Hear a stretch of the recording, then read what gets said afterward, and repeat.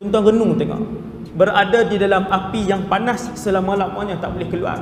Setiap kali mereka memanjat dinding gaung neraka itu, mereka akan ditendang dan dibuang oleh malaikat untuk jatuh sekali lagi ke bawah. Semua ahli neraka ingin keluar daripada gaung neraka yang membakar. Tiap-tiap kali sampai ke tebing, mereka akan dibuang oleh malaikat. Tuan-tuan bayang, duduk selama-lamanya, kematian sudah tiada dan masa tidak ada penghujung. Sampai bila? Allahu Rabbi.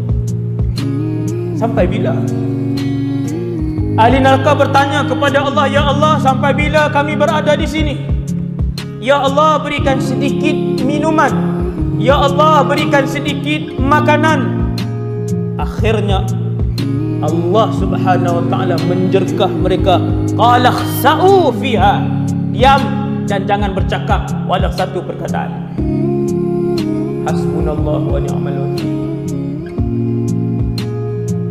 Bila lelaki ini keluar, lelaki terakhir keluar, dia pun merangkak. Ada kalanya tersembang. Tak tersembang, sama ke? Sebab jatuh kan. Kemudian naik balik, merangkak balik, kadang berdiri, merangkak balik, kadang-kadang macam askar tu orang punya apa? Menyulur. Tu nak apa dah tu? Menyusur. Hingga ke bawah. Akhirnya sampai. Apabila dia sampai di depan pintu syurga, Allah,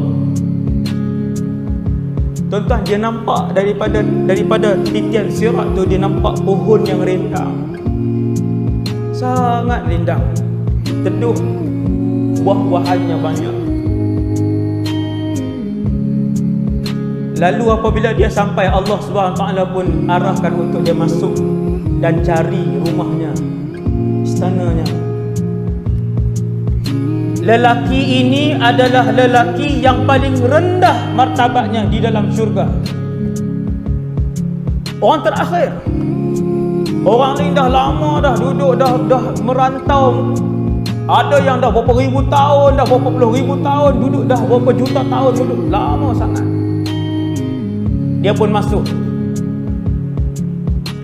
Lalu Allah Ta'ala sengaja menunjukkan kepadanya seolah-olah kesemua istana telah pun penuh. Qad akhadhan nas al-manazil.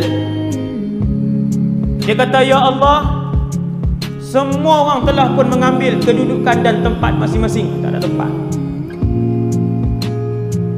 Tuhan tanya, atadhkuruz zaman alladhi kunta fih. Allah tanya kepada lelaki yang paling rendah martabatnya dalam syurga ini, kamu ingatkah dulu pada zaman kamu hidup? Kamu ingatkah dulu siapa yang paling kaya ketika mana kamu hidup? Dia kata, ya, ingat. Allah Ta'ala kata, tamanna. Minta dan berangan-angan apa yang kamu nak minta. Tuan-tuan, kita zaman ni, siapa yang paling kaya? Sekian. Orang yang kurun 19 ada yang kaya pada zaman mereka. Yang kurun 18 ada yang paling kaya pada zaman mereka. Lelaki itu wallahu a'lam pada zaman bila dia hidup, Allah Ta'ala tanya dia, kamu ingatkah zaman dulu kamu hidup? Dia kata ingat. Bercita-cita dan pohonlah kepada aku sekarang. Dia pun ingat balik, dia pun minta dengan Allah. Lalu Allah pun kata, kamu dapat apa yang kamu minta, iaitulah kemewahan orang yang paling kaya pada zaman dan kurun kamu. Kemudian aku gandakan, kemudian aku gandakan, kemudian aku gandakan, kemudian aku gandakan, kemudian aku gandakan sebanyak 10 kali ganda. Lalu dia berkata kepada Allah, atastahzi'u bi wa anta rabbul alamin. Kenapa kamu bercakap main-main dengan aku sedangkan kamu Tuhan sekalian alam? Dia percaya, tuan-tuan? Dia tak percaya. Kerana dia adalah ahli syurga yang paling miskin sekali. Tiba-tiba dia dalam hadis riwayat Imam Bukhari tadi, Nabi kata Allah ganda 10 kali ganda kepadanya. Di celah-celah Allah memberitahukan kepada dia berita gembira, Orang itu akan berkata kepada Allah, "Ya Allah, kenapa bercakap main-main dengan aku sedangkan kamu adalah Tuhan sekalian alam?" Ketika itulah Nabi ketawa kepada orang itu. Dan ketika itu jugalah Abdullah ibn Mas'ud radhiyallahu anhu yang meriwayatkan hadis ini ketawa kerana Nabi ketawa ketika meriwayatkan hadis ini.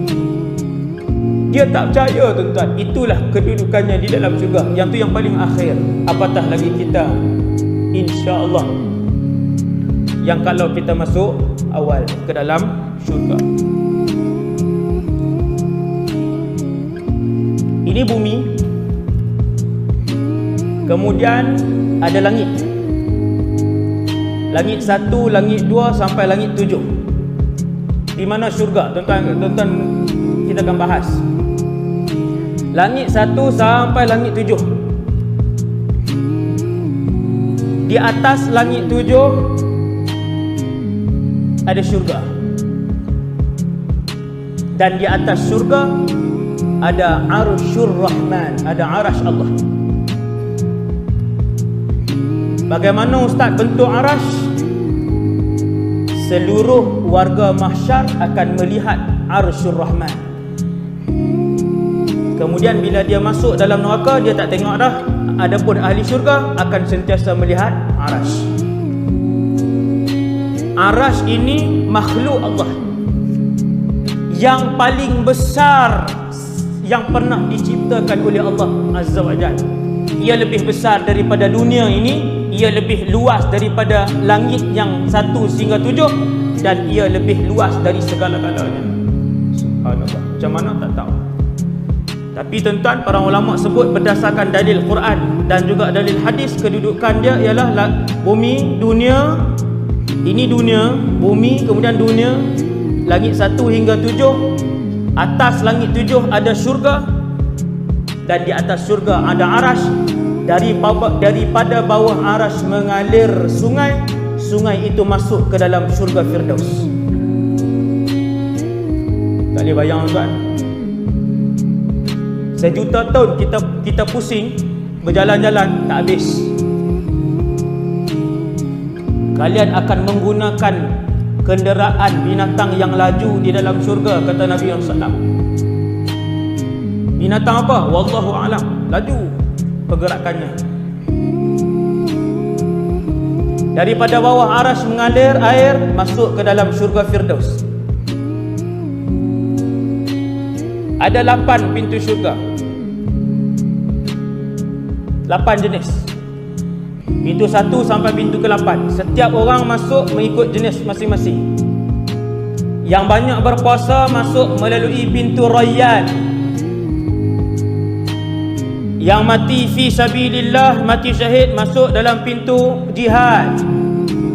Yang banyak bersedekah masuk ke dalam syurga melalui pintu sedekah. Dan begitulah. Ada berapa? Setelah masuk ke dalam syurga, ada berapa jenis syurga? Jumhur para ulama berdasarkan ayat-ayat yang qat'i dalam Al-Quran, jumhur ahlu sunnah menyebutkan bahawa syurga 4 jenis. A'laha, yang paling mewah adalah syurga Firdaus. Di situ tinggal para nabi dan rasul dan Nabi Muhammad sallallahu alaihi wasallam. Syurga yang paling mewah Al-Firdaus Al-A'la. Kata Nabi, apabila kalian memohon kepada Allah, mohonlah Al-Firdaus Al-A'la.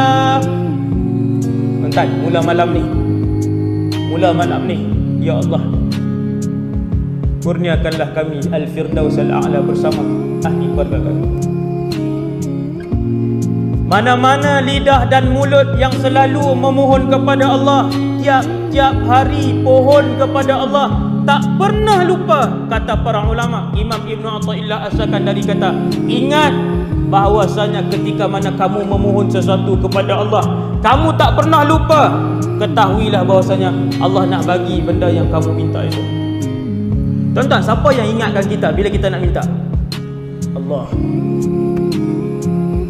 Siapa yang ingatkan kita dan menggerakkan mulut dan lidah kita untuk menyebut Allahumma inni as'aluka ridhaka wal jannah?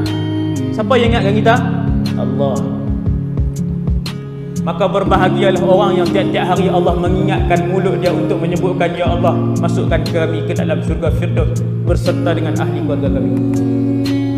Tuan-tuan, muhasabah diri masing-masing malam ni. Kalau tak pernah sebut, bermaksud Allah tak pernah mengingatkan kita. Itu masalah.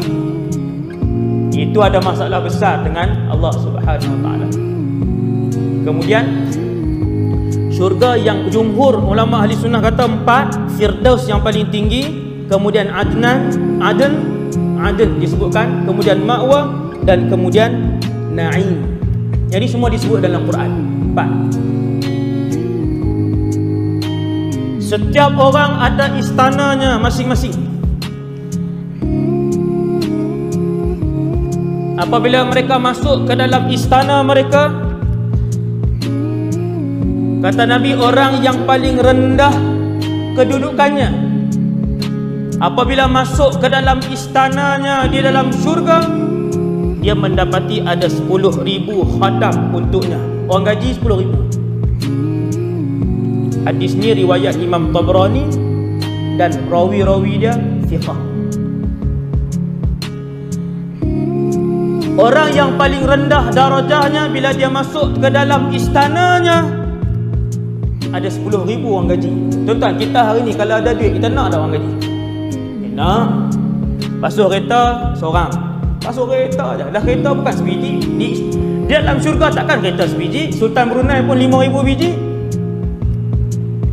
Sultan Brunei 5,000 biji kereta dia. Bukan kereta kancil, bukan kereta wira, kesemuanya kereta mewah. 5,000 biji. Perlu berapa orang khadam untuk panaskan enjin dan basuh kereta dia sebulan sekali? Berapa orang perlu? Sebab tu tuan-tuan jangan kata, Ustaz, 10,000 ni nak buat kerja apa? Tuan-tuan jangan fikir jauh, Ustaz, 10,000 khadam nak buat kerja apa, Ustaz? Lah, kalau kereta dia 5,000, berapa orang perlu? Apa? Rumahnya besar, tukang masaknya ramai, tukang urutnya bertukar ganti, yang potong kuku seorang khadam. Sini je. Allahu Rabbi. Sampai bila, Ustaz? Selama-lamanya. Allahu Akbar.